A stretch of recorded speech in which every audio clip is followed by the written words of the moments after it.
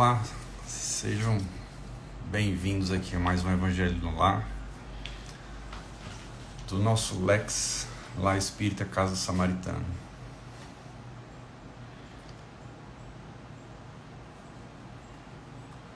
Bom dia para quem chega agora.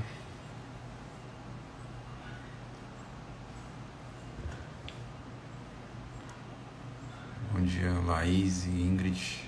Bom dia, Camila.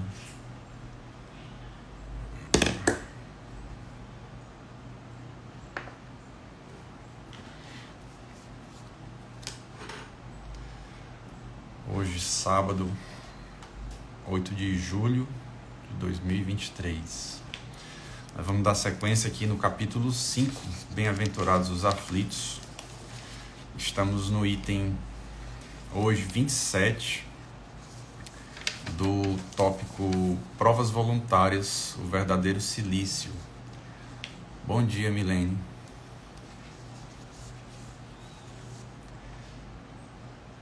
Que já foi, domingo passado foi o item 26, dentro desse mesmo tópico, e hoje é o item 27. E ainda faltam mais 1, 2, 3 itens desse mesmo tópico para terminar o capítulo.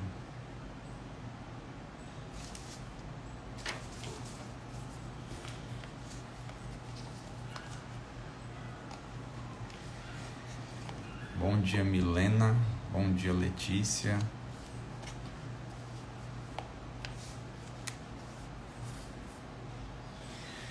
Bom, então vamos lá, né? Eu sempre digo, é uma homenagem aos que chegaram no horário. Vamos agradecer a Deus pelas nossas vidas.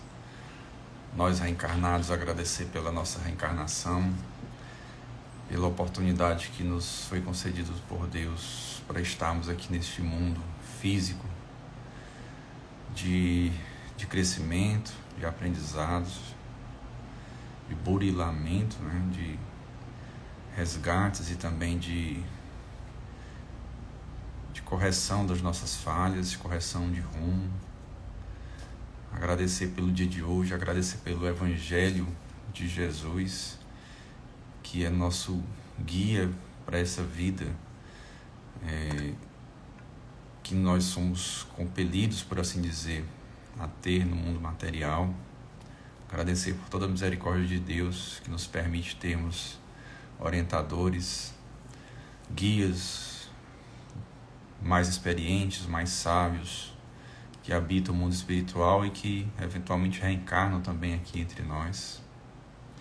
Agradecer pelo dia de hoje, por estarmos aqui reunidos em nome de Jesus, para tentar colher o máximo possível das lições do Evangelho, facilitados e esclarecidos pela doutrina espírita.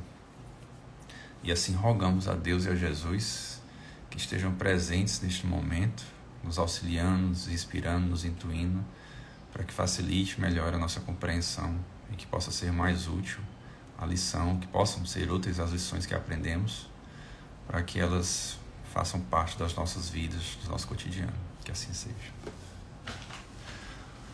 Bom, então, como disse, vamos ao capítulo 5, item 27 do Evangelho segundo o Espiritismo. Capítulo 5, Bem-aventurados os aflitos.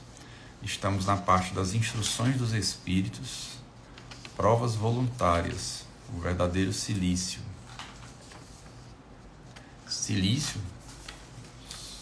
Não sei se vocês devem saber, né? Mas silício era um instrumento de mortificação pessoal, de tortura pessoal, vamos dizer assim, né?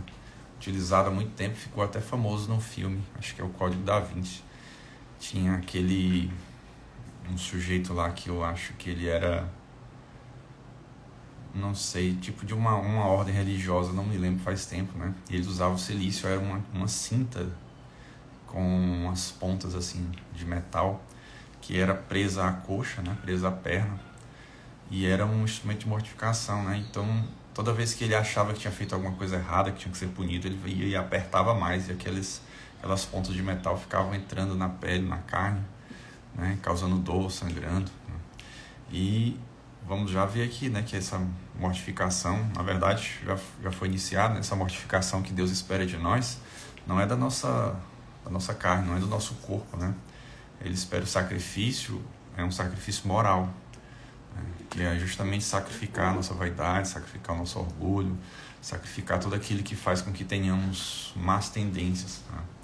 E às vezes não, é um equívoco, né? Talvez intencionalmente provocado, já há muitos séculos, tá? Que faz com que as pessoas achem que o sacrifício ele tem que ser material, mas a doutrina espírita realmente nos ensina, nos esclarece, né, que esse sacrifício material, na verdade, ele é contrário às leis de Deus, porque termina mortificando o corpo, que é um instrumento que Deus nos concedeu para atuarmos nesse mundo e que deve ser preservado o mais possível, mantido nas melhores condições possíveis para que a gente atue, para que a gente viva o mundo da experiência material, tá? E não tenha prejuízo, né, a partir de danos que são causados, o que pode ser causados por nós mesmos intencionalmente ao corpo. Mas enfim, no item 27 começa com uma pergunta, que é a seguinte: deve-se pôr termo às provas do próximo quando se pode, ou é preciso, por respeito aos desígnios de Deus, deixá-las seguir seu curso? Tá? E é realmente uma questão bastante pertinente, interessante, né? Que Allan Kardec, como era muito, muito sábio, muito perspicaz, né, diante do que se conhecia, diante das tradições religiosas, né, teve que fazer essa pergunta, achou por bem fazer. E aí vem a resposta. Dissemos e repetimos frequentemente que estais sobre esta terra de expiação para rematar vossas provas, e que tudo aquilo que vos sucede é uma consequência de vossas existências anteriores, o ônus da dívida que tendes a pagar. Consequência de vossas existências anteriores. Então, isso está de acordo com o princípio da reencarnação, tá? Que é a base da doutrina espírita. Então, aquilo que vivemos hoje é resultado daquilo que nós já fizemos anteriormente. Ainda que isso não esteja presente nas nossas memórias, ainda que a gente tenha esse esquecimento das vidas anteriores, tá? A gente está vivenciando hoje aquilo que nós plantamos, nós estamos colhendo aquilo que plantamos em existências anteriores. Às vezes até dentro da própria existência, né? Aquilo que nos permite a nossa memória lembrar, né? Aquilo que nós fazemos durante a própria reencarnação, às vezes o resultado já vem na mesma reencarnação. Outras situações não, elas podem ser decorrentes de vidas anteriores. E aí continuando, mas esse pensamento provoca em certas pessoas reflexões que é necessário deter, porque poderiam ter consequências funestas. E aí prossegue no parágrafo seguinte.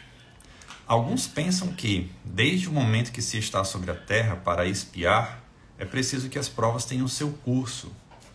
Então ele está dizendo assim, que as pessoas pensam que, algumas pessoas pensam que nós estamos aqui no mundo de expiação, e se é assim, nós estamos aqui para sofrer e temos que sofrer. Então essa é uma ideia que permeia a mente de algumas pessoas, tá? E ele vai mostrar que não é exatamente assim, tá? E vamos já saber por quê. Então, a primeira, talvez uma das primeiras coisas, né? Estamos na Terra, que é um mundo de expiações e de provas, mas isso não significa necessariamente que nós viemos aqui sempre para sofrer, ou com essa finalidade, né, de sofrimento, né, como sendo determinante para a nossa existência. E por que não é exatamente assim? Aí vamos prosseguir. Há mesmo os que querem até crer que não somente é preciso nada fazer para as atenuar, mas que é preciso, ao contrário, contribuir para torná-las mais proveitosas, tornando-as mais vivas. Então há a ideia de que se nós estamos sofrendo, se nós estamos passando por alguma dor, que seria uma expiação, então não seria legítimo fazer qualquer tipo de coisa para atenuar essa dor, para aliviar o sofrimento.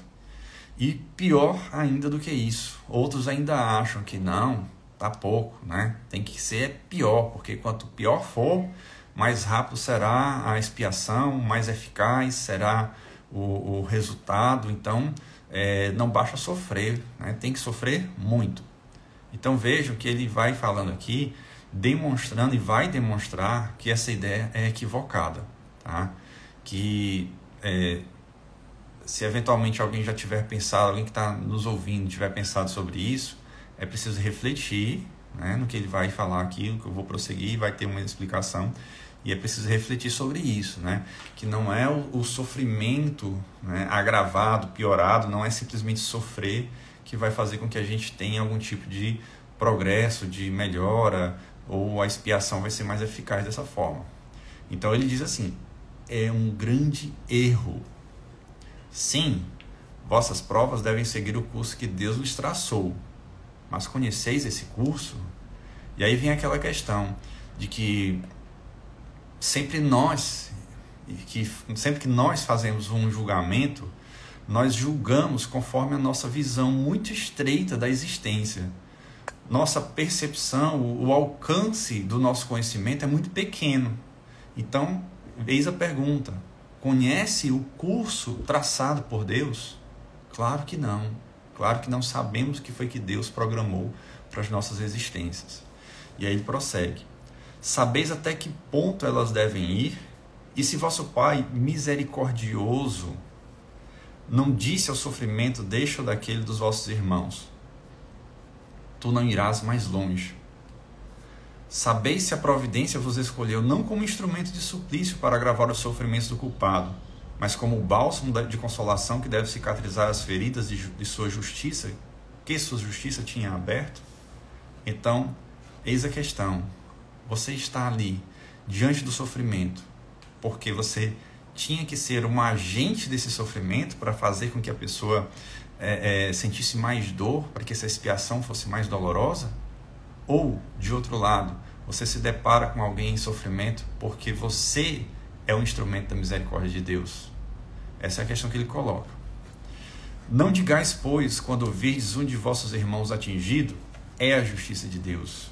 É preciso que ela tenha seu curso. Mas dizei, ao contrário, vejamos que meios nosso Pai misericordioso colocou ao meu alcance para abrandar o sofrimento de meu irmão. Vejamos se minhas consolações morais, meu apoio material, meus conselhos não poderão ajudá-lo a vencer essa prova com mais força, paciência e resignação.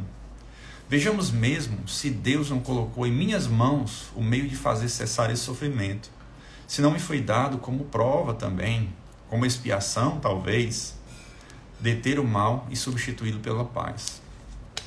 Ora, eu acho que, é preciso que a gente reflita e observe que Jesus veio nos falar aqui sobre o amor como uma das principais leis de Deus, né? Que a gente ame ao próximo como nós amamos, ou como pelo menos deveríamos amar a nós mesmos. Então, a resposta a estas indagações, acredito que ela pode ser facilitada quando a gente assume o amor como uma premissa das nossas existências. A doutrina espírita já nos ensina, já nos colocou no livro dos Espíritos, que Deus é infinitamente bom e justo, Deus é misericordioso. Jesus veio nos colocar a figura de Deus, ele veio nos apresentar ou reapresentar a figura de Deus como a figura de um pai, e não como a figura de um vingador, vamos dizer assim, de alguém muito austero, muito ríspido, que sente ira, assim como nós, que seria uma das nossas falhas, né? Uma das nossas más tendências, né? Isso não pertence a Deus, isso não é, como se diz comumente, isso não é de Deus, né? Então Deus é feito de amor, de misericórdia, de justiça, de bondade. Então, como esse Pai, né, Deus apresentado por Jesus a nós como um Pai, seria assim tão perverso a ponto de querer que os nossos sofrimentos fossem agravados à medida em que nós entremos em contato uns com os outros? Qual seria a lógica, interpretando isso, né, com base nos ensinamentos de Jesus, de nós acreditarmos que, ao nos depararmos com o sofrimento, seja ele nosso, seja ele de outro, né, nós devemos fazer o que for possível para aumentar esse sofrimento? Aonde estaria a lógica disso confrontando-se com a premissa do amor? Acredito que não há como defender que essas dores devam ser agravadas. Acredito que a resposta a essas indagações aqui que foram feitas é que nós devemos nos colocar como instrumentos da misericórdia e da bondade de Deus. Se Deus é amor, nós também devemos ser amor. Se Deus é misericordioso, nós também devemos ser misericordiosos. Tá? Então nós devemos seguir os exemplos que Jesus já nos colocou. Os exemplos que Jesus vivenciou para nós, que Ele demonstrou não com palavras, mas que demonstrou com as suas atitudes, com as suas ações. Então, quando alguém chegava para Jesus, com uma questão dessa natureza, ele sempre colocava uma solução amorosa, sempre colocava uma solução misericordiosa. Então, por que agravar a situação, agindo contrariamente ao que Jesus nos exemplificou? Lembrei aqui de uma passagem, quando a mulher adúltera foi levada até Jesus para ele resolver aquela situação, para dar uma solução para aquilo, que ela seria apedrejada, Jesus, por um acaso, disse assim, ela realmente é uma, vamos dizer assim, pecadora, e ela está aqui agora para expiar, então ela vai pagar sendo apedrejada porque ela merece, porque é a lei de causa e efeito. Imagine só se Jesus iria fazer isso, mas não foi isso que ele fez. Jesus que nos falava sempre sobre o amor, pelo contrário, tá? Ele fez com que aquelas pessoas que estavam lá para apedrejar, é chamado lapidação, na linguagem da época, para apedrejar aquela mulher, fez com que essas pessoas pensassem, inclusive em si mesmos, pensassem sobre aquilo que fizeram e se não desejariam, no lugar de serem condenadas e apedrejadas daquela forma, se não desejariam a misericórdia, se não desejariam o perdão, ou se não desejariam que as pessoas que estavam diante delas ali fossem indulgentes. Então, assim é que a gente deve olhar para essa situação, receber essas indagações e refletir. Confrontando tudo isso que foi dito, todas essas indagações aqui, com a lei maior, que é a lei do amor. Então, nós estamos aqui, no mundo de provas e expiações, no mundo em que há muitos sofrimentos, muitas dores, mas isso não significa que nós devemos entender que a dor por si só, ela precisa ser aumentada, porque quanto mais dor, mais rapidamente a gente irá sair daquela situação que nós nos encontramos. Pelo contrário, a gente vai sair da situação em que nos encontramos quanto mais a gente expressar amor, quanto mais a gente emanar amor dos nossos espíritos, quanto mais a gente emanar compaixão, misericórdia, quanto mais a gente praticar a caridade, tão amplamente falada, tão repetidamente falada. Então a caridade é sinônimo de amor, é sinônimo de misericórdia. Então estar diante de uma situação em que outras pessoas estão enfrentando as suas provas é se colocar diante de uma situação em que você, como ele diz aqui, questionando se não foi colocado para mim também como prova ou como expiação, talvez, praticar a caridade, ajudar o outro. E ele até exemplificou, com minhas consolações morais, meu apoio material, meus conselhos. Será que não é isso que eu devo utilizar para ajudar outra pessoa? Então vejo, que oportunidades sempre existem, oportunidades sempre vão surgir. E ele prossegue: ajudai-vos sempre, pois em vossas provas respectivas, todos nós temos, e não vos considereis jamais instrumentos de tortura. Esse pensamento deve revoltar todo homem de coração, sobretudo ao espírita, porque o espírita, melhor que todos os outros, deve entender a extensão infinita da bondade de Deus. Olha, o espírita não é aquele que estuda a doutrina espírita, esses conhecimentos nos são trazidos pelos espíritos da codificação e nós não sabemos disso. Então, por isso mesmo ele está dizendo que O espírita, sobretudo, né, não deve pensar equivocadamente. O espírita, sobretudo, pelo seu esclarecimento, deve entender, né, que nós estamos aqui como instrumentos da bondade de Deus. E prossegue. O espírita deve pensar que sua vida inteira deve ser um ato de amor e de devotamento. Que qualquer coisa que faça para contrariar as decisões do Senhor, sua justiça terá seu curso. Ele pode, pois, sem medo, fazer todos os esforços para abrandar a amargura da expiação. Mas é só Deus que pode detê-la ou prolongá-la, segundo julgue necessário. Então, não cabe a nós fazer o julgamento. Essa expiação está muito leve, né? Terminou cedo demais, tem que prolongar um pouco mais. Não, isso cabe a Deus, tá? A gente faz a nossa parte diante das nossas condições ou dentro das nossas possibilidades, mas faz a nossa parte com amor, com a prática da caridade, tá? Sendo indulgentes, perdoando, tá? Ajudando, como ele exemplifica aqui, com as consolações, com apoio material, com conselhos, certo? A gente faz a nossa parte. Deus é quem tem a decisão final. Deus é quem conhece toda a nossa existência a ponto de saber se nós já estamos quites com a sua justiça ou se ainda temos mais alguma coisa a resgatar. Não cabe a nós esse julgamento. E prossegue aqui dizendo: não haveria um grande orgulho da parte do homem em se crer no direito de revolver, por assim dizer, a arma na ferida? Ou como a gente diz aqui, né, não seria arma na ferida, né, colocar o dedo na ferida, segundo as nossas expressões. Se está certo ou não, aí eu já não sei. De aumentar a dose de veneno no peito daquele que sofre, sob o pretexto de que tal é a sua expiação? Considerai-vos sempre como um instrumento escolhido para fazê-la cessar. Resumamos assim: estai todos na terra para expiar, mas todos, sem exceção, deveis empregar todos os vossos esforços para abrandar a expiação de vossos irmãos, segundo a lei de amor e de caridade. Certo?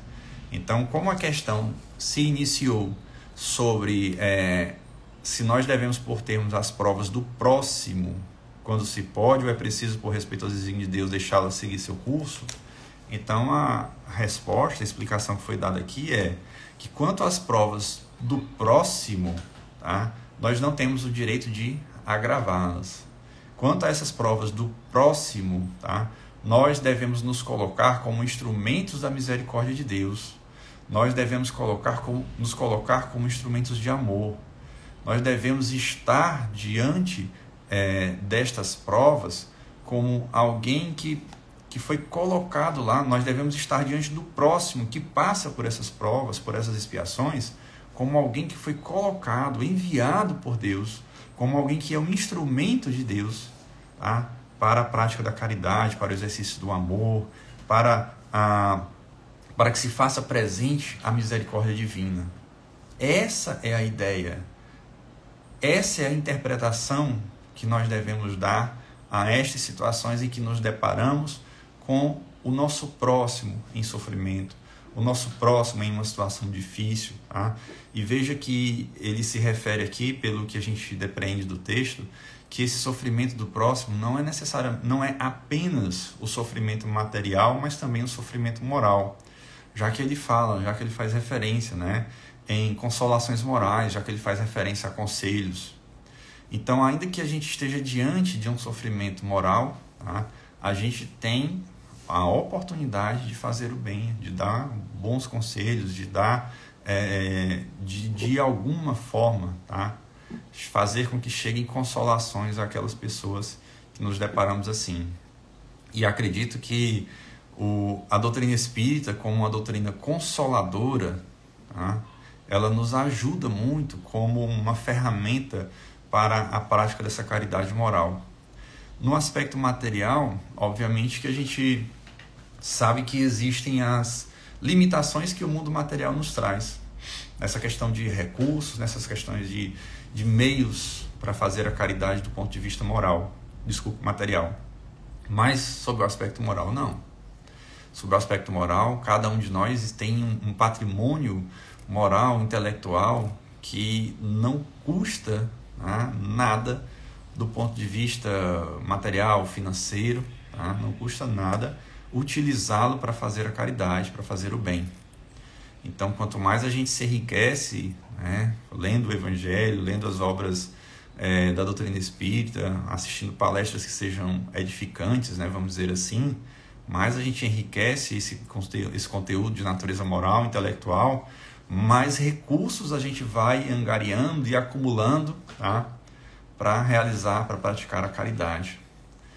E lembre-se, né, quanto mais nos é dado, mais será cobrado. Né? Então a gente tem também a nossa responsabilidade aumentada, né? Porque com o conhecimento a gente já não pode mais se isentar, dizendo, mas eu não sabia que tinha que fazer isso, né? Então a ignorância já não será mais uma desculpa, tá, para deixar de fazer a caridade moral, pelo menos que seja, tá?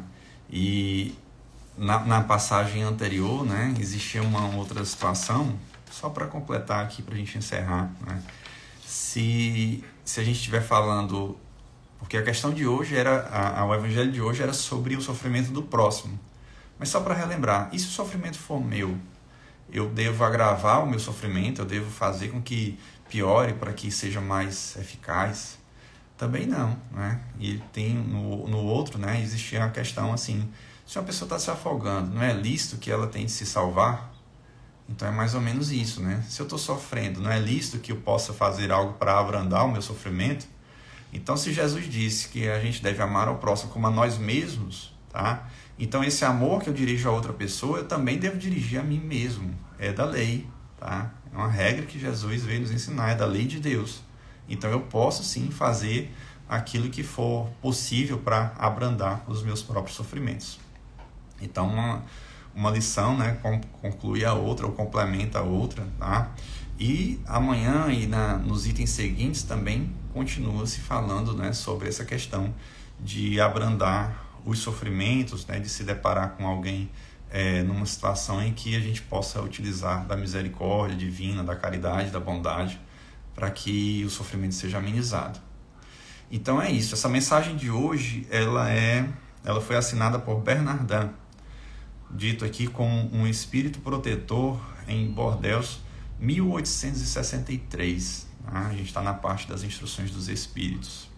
E assim fica esse tema para a nossa reflexão, fica esse ponto de reflexão, porque o Evangelho ele deve ser lido e refletido, né? Não é só para ler e fazer daquela leitura ali um ponto apenas de conhecimento, mas aquela leitura tem que ser um ponto de reflexão e a lição ela tem que ser trazida para a vida de cada um de nós. A gente tem que fazer com que isso não seja algo apenas para conhecer e saber, mas para que isso faça parte do nosso cotidiano, né? Que esses princípios da vida superior entrem no cotidiano das nossas vidas, façam parte das nossas práticas diárias, tá?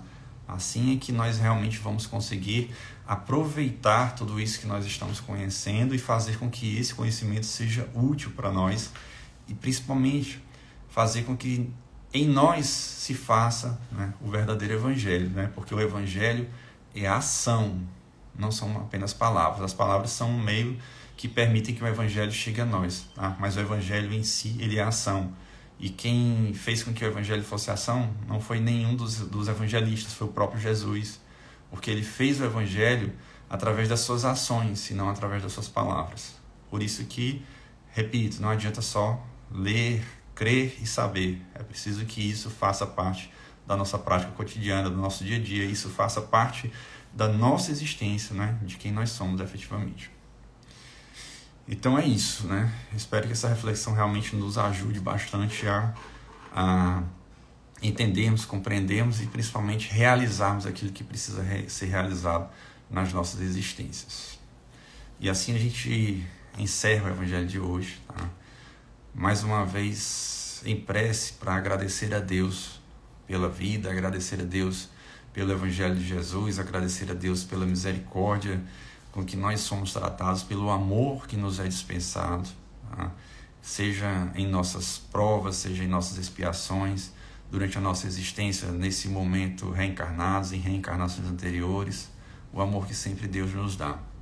E pedir sim, sempre rogando que as energias divinas, que a bondade divina, que o amor divino, através de Jesus, através dos prepostos divinos também, nos alcance, que nós estejamos receptivos a todo esse amor, às orientações e às intuições que nos são passadas.